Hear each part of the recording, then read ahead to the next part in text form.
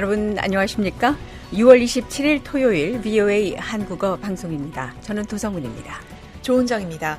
VOA 한국어 방송의 라디오 주파수는 단파 9,940kHz, 방송 시간은 매주 화요일부터 토요일 새벽 0시 30분부터 아침 10시 30분까지입니다.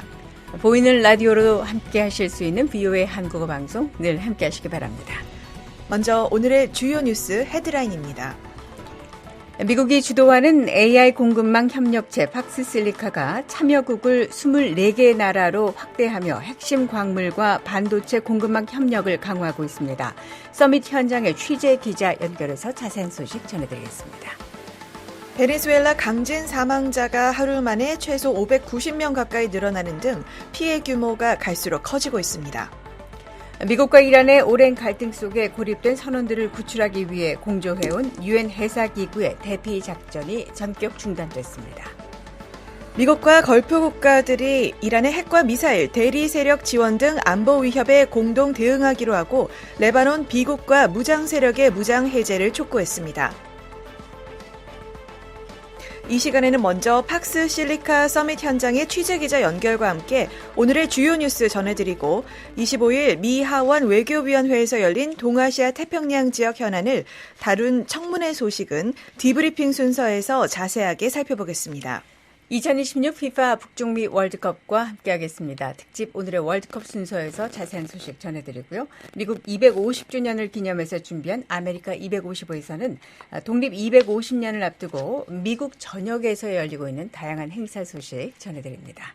이어지는 인터뷰 순서에서는 국가별 언론지수 평가에서 세계 최하위로 분석된 북한에 대해 국경 없는 기자회 아시아 태평양 권익 옹호 담당관과의 인터뷰가 준비되어 있습니다. 한국 사회의 주요 뉴스를 살펴보는 한국은 지금, 미국 사회의 화제를 알아보는 구석구석 USA. 오늘은 미국 독립전쟁을 소재로 한 영화 The Patriot 2편 이야기입니다.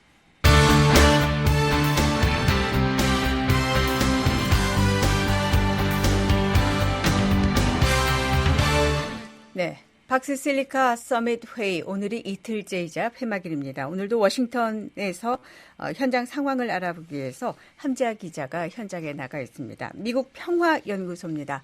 함자 기자. 네, 저는 팍스 서밋 이틀째 일정이 진행되고 있는 미국 평화연구소에 나와 있습니다. 네, 자 먼저 팍스실리카 서밋 어떤 회의인지부터 다시 한번 설명해 주시죠. 네, 팍스실리카는 미국 국무부가 주도하는 AI 공급망 협력체입니다. AI 개발에 필요한 반도체와 핵심 광물, 에너지, 첨단 제조, 물류 등 공급망 전반에서 신뢰할 수 있는 국가들 간 협력을 강화하기 위해 지난해 출범했고 올해 두 번째 회의를 열고 있습니다. 네, 함자 기자, 오늘은 어떤 일정이 진행됐습니까? 네, 오늘 오전에는 이 카자흐스탄의 이 팍스실리카 선언 서명식이 열렸습니다. 제이콥 헬버그 국무부 경제성장, 에너지 환경 담당 차관과 자슬란 마리예프 카자흐스탄 부총리 겸 인공지능 디지털 개발부 장관이 참석해 선언문에 서명한 뒤 이를 교환했습니다. 헬버그 차관은 카자흐스탄이 핵심 광물과 안정적인 에너지 보유국이자 유럽과 아시아를 잇는 물류 네트워크를 갖춘 중요한 협력국이라며 이 팍스실리카 참여를 환영했습니다.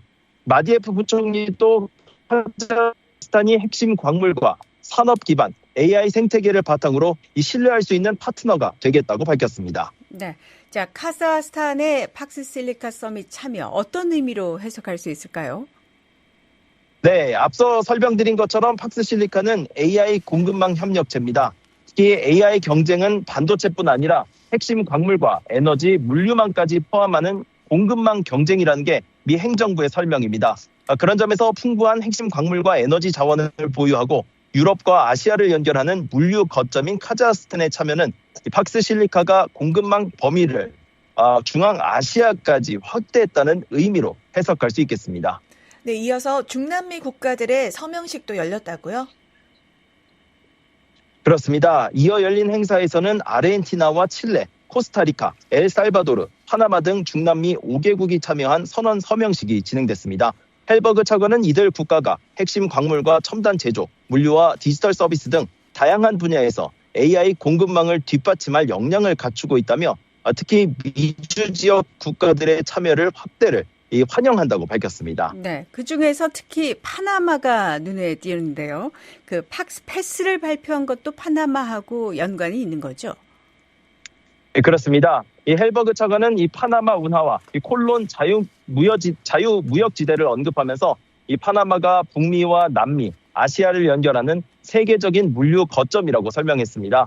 그러면서 AI 공급망에서도 파나마가 신뢰할 수 있는 물류 허브 역할을 할 수 있게 될 것이라면서 어제 발표한 팍스 패스 역시 이런 역할을 뒷받침하기 위한 사업이라고 설명했습니다. 이에 훌리오 몰토 파나마 상공산업부 장관은 파나마가 세계 해상무역의 중심이었던 것처럼 앞으로는 AI 시대의 디지털 교역 중심지가 되는 것이 목표라고 밝혔습니다. 앞으로 팍스 실리카 협력은 어떤 방향으로 확대될 예정입니까? 네, 제가 헬버그 차관과의 질의응답 시간에 이 팍스 실리카의 우선순위에 대해 직접 물어봤는데요. 헬버그 차관은 팍스 실리카는 미국이 일방적으로 이끄는 조직이 아니라 이 회원국들이 함께 아이디어를 제안하고 협력 사업을 만들어가는 유연한 협의체라고 설명했습니다. 그러면서 앞으로는 선언에만 머무는 것이 아니라 실제 사업을 확대하는 데 중점을 두겠다고 밝혔습니다. 예를 들어 이 파나마의 AI 물류 플랫폼, 이 팍스 패스, 스탠퍼드대와 함께 추진하는 첨단 제조 교육 프로그램, 그리고 필리핀 경제안보 구역 조성처럼 이 회원국들이 직접 참여하는 협력 사업을 계속 늘려가겠다고 설명했습니다. 네. 자, 팍스 실리카 서밋의 참여국들도 늘어난 것으로 보이는데요. 앞으로도 계속 확대될 것으로 볼 수 있을까요? 그렇습니다. 이 헬버그 차관은 오늘을 기준으로 팍스 실리카 회원은 모두 24개 나라로 확대됐고 AI 기획 공동 성명에는 35개 나라와 지역이 참여하고 있다고 밝혔습니다. 지난해 출범 당시와 비교하면 이 참여 규모가 상당히 커진 셈인데요. 헬버그 차관은 협력을 계속 확대해 나갈 것이라고 설명했습니다. 특히 공동 성명 참여국들과도 다양한 사업을 함께 추진하면서 이 공급망과 투자, 기술 협력의 폭을 계속 넓혀 나가겠다는 구상도 밝혔습니다. 네. 자, 지금까지 평화연구소에 나가 있는 팍스 실리카 서밋 현장의 함지아 기자였습니다. 오디오 연결 상태가 고르지 못한 점 양해 부탁드립니다. 미국의 수도 워싱턴에서 보내드리는 VOA 방송은 객관적이고 공정한 그리고 포괄적인 한반도와 미국, 세계 소식과 함께 각종 정보와 교양 오락 등 다양한 프로그램을 전해드리고 있습니다. 또 유튜브와 소셜미디어 X, 페이스북으로도 볼 수 있는 VOA 방송은 항상 여러분 가까이에 있습니다. 베네수엘라 강진으로 인한 사망자 수가 590여 명으로 늘었습니다. 하루 전 발표된 사망자보다 3배 이상 급증했는데 피해 규모는 더 커질 것으로 보입니다. 오종수 기자가 보도합니다. 베네수엘라에서 현지 시간 24일 발생한 강력한 지진의 사망자가 계속 늘어 589명에 이르렀습니다. 델시 로드리게스 베네수엘라 임시대통령은 국영 텔레비전 연설을 통해 이 같은 사실을 밝히고 부상자는 3,000명가량이라고 설명했습니다. 베네수엘라 구조당국은 생존자 구조 작업을 진행 중입니다. 미국 정부는 대규모 군과 민간 자원을 파견해 수색과 구조 작업을 돕고 인도적 지원에도 나섰습니다.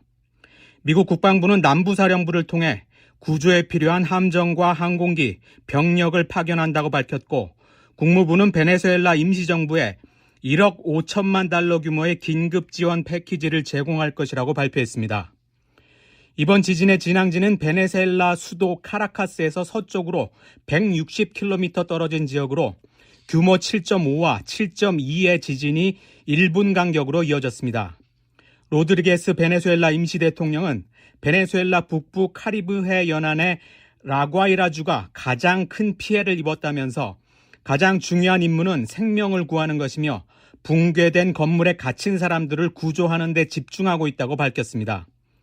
앞서 마코 루비오 미국 국무장관은 소셜미디어 X에 올린 글에서 미국은 이번 참혹한 지진으로 큰 피해를 입은 베네수엘라 국민들에게 깊은 애도를 표한다면서 미국은 이 어려운 시기에 베네수엘라 국민들과 함께하며 트럼프 대통령의 지시에 따라 국무부는 즉시 수색 구조팀과 의료자원, 인도적 지원을 베네수엘라에 파견한다고 밝혔습니다. 한편 로드리게스 임시대통령은 미국과 다른 국가들의 도움에 감사를 표하며 멕시코, 엘살바도르, 카타르, 도미니카 공화국에서도 구조대와 긴급 대응 인력이 오고 있다고 말했습니다.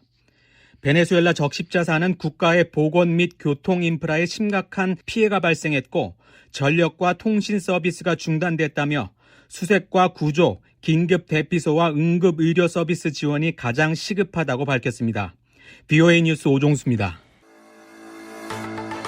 BOA 한국어 방송과 뉴스 기사는 언제든지 인터넷 웹사이트 www.voakorea.com과 유튜브, 소셜미디어 X와 페이스북으로도 함께하실 수 있습니다.